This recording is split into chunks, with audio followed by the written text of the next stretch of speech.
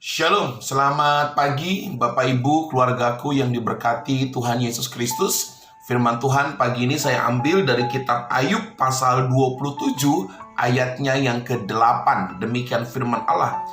Karena apakah harapan orang durhaka kalau Allah menghabisinya, kalau ia menuntut nyawanya? Bapak Ibu, firman Tuhan pagi ini saya beri judul orang-orang durhaka.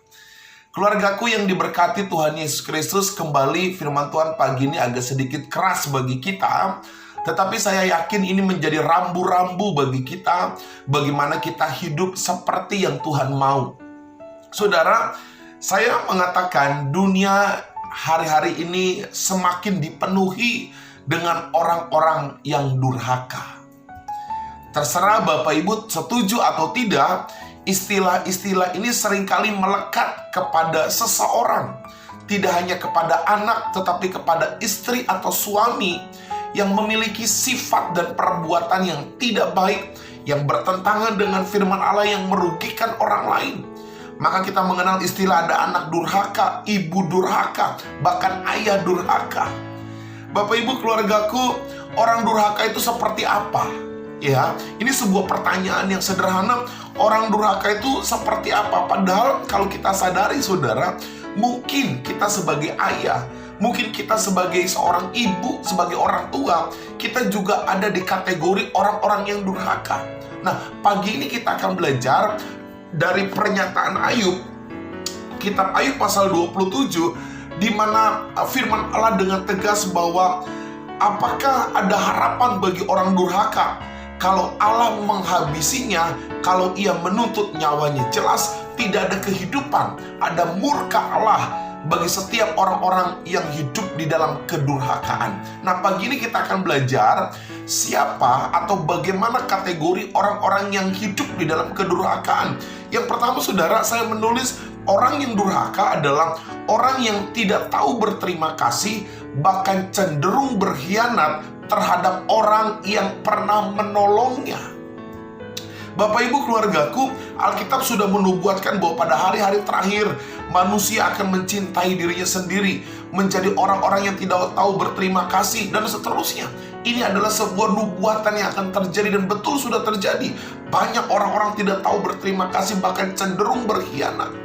Bapak Ibu keluargaku, ada anak yang dididik oleh orang tuanya, ada anak yang dikasihi, dibina, diajar, dicukupi kebutuhannya, tetapi berkhianat kepada orang tuanya, bahkan menyakiti orang tuanya. Bahkan ada orang tua saudara sudah memaki-maki anaknya, bahkan menyumpahi anaknya hanya gara-gara masalah kecil. Saya mau katakan Bapak Ibu, kita sudah menempatkan diri kepada orang-orang yang durhaka.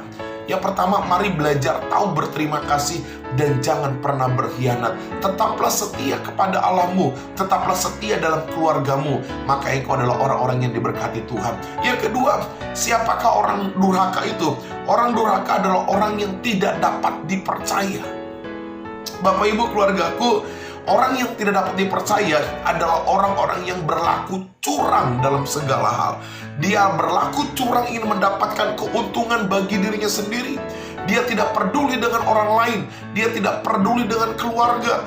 Dia hanya mementingkan bagaimana mendapatkan keuntungan. Dalam dunia politik, dalam dunia bisnis, hal ini menjadi hal yang biasa saudara. Kenapa? Menjadi orang yang tidak dapat dipercaya menjadi solusi untuk mendapatkan keuntungan. Saya mau bilang dengan tegas, orang-orang yang tidak dapat dipercaya dan merugikan orang lain, menyakiti orang lain, maka dia adalah orang-orang yang durhaka.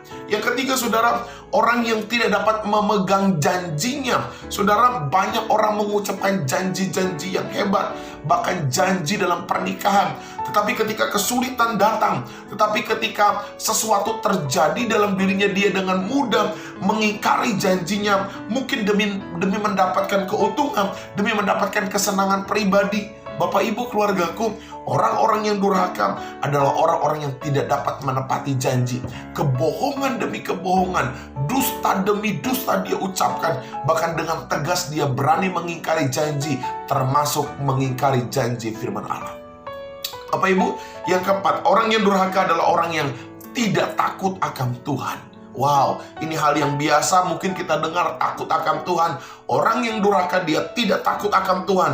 Dia pakai hal-hal rohani, dia pakai pelayanan, dia pakai hal-hal yang berbau firman Allah. Untuk apa saudara? Untuk kembali menyenangkan dirinya. Demi meraup keuntungan dirinya, dia pakai topeng-topeng kepalsuan yang berbau rohani. Untuk apa saudara?